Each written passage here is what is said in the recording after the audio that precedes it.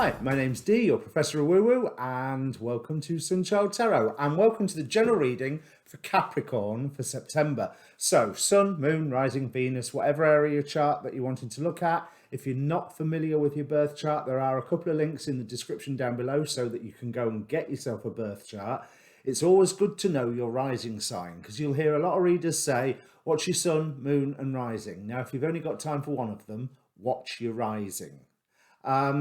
Now, there's also a link down there for the Facebook page for this channel. So if YouTube notifications aren't quite working as well as you'd like, or the algorithm isn't feeding you my videos, which is not really surprising, it doesn't know I exist, then the Facebook page is another way to not get informed about my videos being uploaded. But more importantly, there's it has its own inbox. So if you're wanting to approach me for a personal reading, then that's the way to do it. Now, as I say, general reading. So general reading rules apply. Timing is far from absolute. If another personality turns up, it's possible to get you mixed up. I'm still not completely sold on it, but I have done a couple of readings where I've gone, oh yeah, that could be either way. But where these are different to a lot of the YouTube readings are, I would like you to ask a question first. So take a moment, pause the video, think about all the questions that are around you, focus on one of them. But just be aware of all of them, because the cards will answer what they want. They don't have the same sense of priorities as you and I do. So, yeah, be aware of all of them. But that act of focus is almost like kickstarting the process. It's you putting your penny in the slot, so to speak. Now, the other thing is, there is a past and a present in this spread. So if this reading is not for you, the past and the present won't fit. And if it doesn't fit, don't try and make it fit. Go and watch your moon, go and watch your rising, even your Mars and Venus. Or if you've got something on your mind, pick the placement of the planet most associated with whatever it is on your mind. If it's family, go to the moon. If it's trying to make something bigger, go to your Jupiter. But yeah, that's it. That's my waffle, I think. So let me bring the cards up now, Capricorn. This is a really, really nice reading where you may be redefining your career, or more generally redefining your place in the world. Now, this can be on a subtle level, or this could be on quite a more dramatic level, because hey, let's face it, world's crazy at the minute. So we're starting off with the Princess of Cups, so Page of Cups, and then clarified by the Nine of Cups. It's almost like this one idea has landed with you, which makes you go, oh, yes, this is what I want to do. This is how I want to move forward. This is how things can be. I finally see that it's within my reach for me to start working towards my dream. Now, I do get the feeling, although I can't quite tell you yet from where, but I do get the feeling that this dream is not just a personal dream. This is a dream of service. Like, you have identified some form of issue in the world that, that needs dealing with, and you think you have the tools to deal with it. I don't think you're wrong, to be honest. I think you do have the tools to deal with it, but if it's a big thing, then be aware that it's going to need plenty of support. Plenty of focus. You're already well aware of what you have seen, where it's less a case of, oh my God, something is wrong in the internet, but more a case of, oh my God, something is wrong in the world. But I can see a solution, and this is what I'm going to start working towards. And you will be unpicking a lot of other people's work. And that probably sounds awful, but if you frame it in fashionable political terms of You are unpicking the work of the patriarchy, the financial institutions, whatever particular structure that's been going on for decades or centuries, that you think, no, that's causing more harm than good. Though that's the sort of work I think that you're unpicking. We have you, Capricorn, have the first Tower card this month, for the September reading. So that's not bad, getting through to sign number 10 before the Tower card appears. But I have my Tower Takeover Tarot. So I always like to, since I bought it specifically to clarify my Tower cards, here we go, we've got the Eight of Pentacles. But I also don't feel that it's your work being unpicked, unless there's something that you used to work for and now you've done a complete 180 on it and going, no, all of that. Say you used to work for a financial institution and now you're turning around and going, nope, now we stop the financial institutions from doing exactly what I was employed to help them do. Because you're feeling quite insightful, and I think your insight is better than what you believe it is. But you are well aware that, oh, this is going to be a lot of work, because systems, structures, regulations, as it stands, are against you. Now, I'm not saying that you are breaking regulations. I am saying that you will be working to change regulations, but you are actually hampered by things you have agreed to. So whether this is documents that you've signed or duties and responsibilities due to a position that you hold or have held, these will be in your way.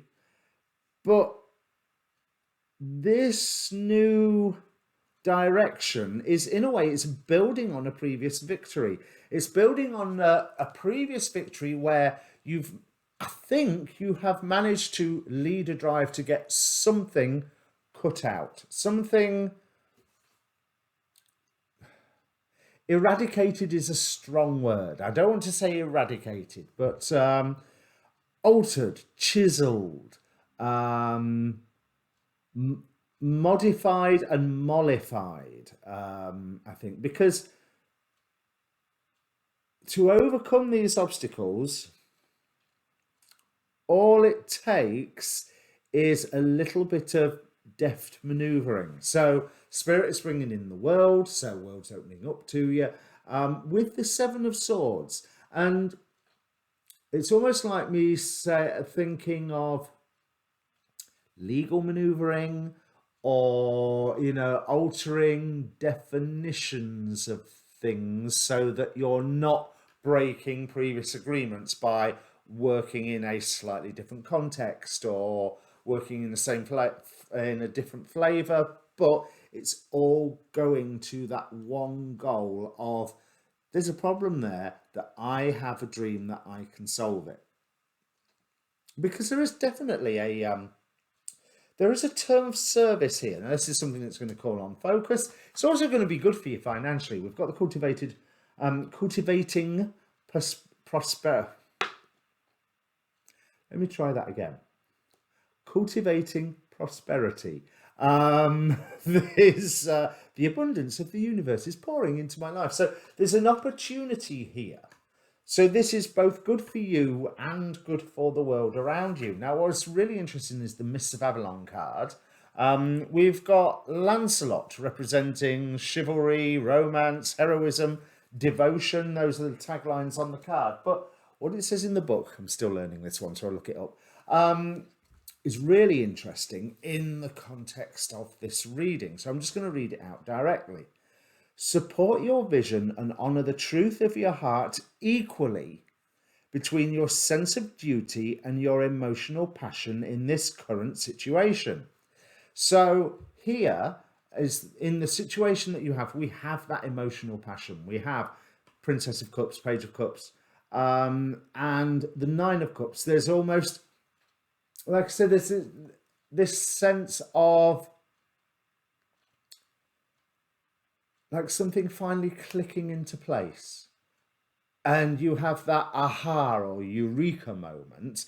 And then there's the realization of, oh, I can't quite do that yet because this agreement, this legislation, this regulation, this document, this tradition, it could be just an ordinary tradition, is standing in my way. And when I say tradition, I don't necessarily mean like a national tradition. It could be the tradition of your workplace or the tradition of your town or something like that is standing in the way. When you set your feet on the path to follow your heart's longing, which will be that Princess of Cups, you may find the need to make dramatic changes. Be true to yourself while allowing others to be true to who they are. So I'm not, like I say, the regulations, agreements, structures may be in your way, but I don't think that you need to, despite what this Tower card says, I don't think that you need to destroy what is there. It's that you have to work towards remolding what is there. And that which is useless will fall away, drop off, no longer be used, no longer serve any purpose, and will be shown to be the anachronism that it is. But this takes on a lot of work from you. We've got 10 of Wands in the future for you, and the realization of this 10 of Wands is coming, and other people have already advised you, you are going to have to work hard at this, but you can do it. Queen of Wands here with the 7 of Pentacles.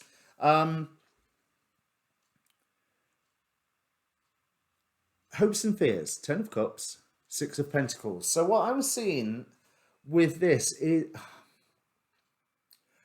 by providing a happy structure, is that the right word to say? By creating something that contains happiness and joy and joy and happiness, and something that allows others to share a prevalent bounty. And bear in mind, 10 of Cups can be fortune after difficulty as well. I feel like you have the opportunity, if you play this right and if you follow your initial intention, that you are changing a value system, I think is the best way to put it. Yeah, changing a value system, not changing what people around you are putting value towards.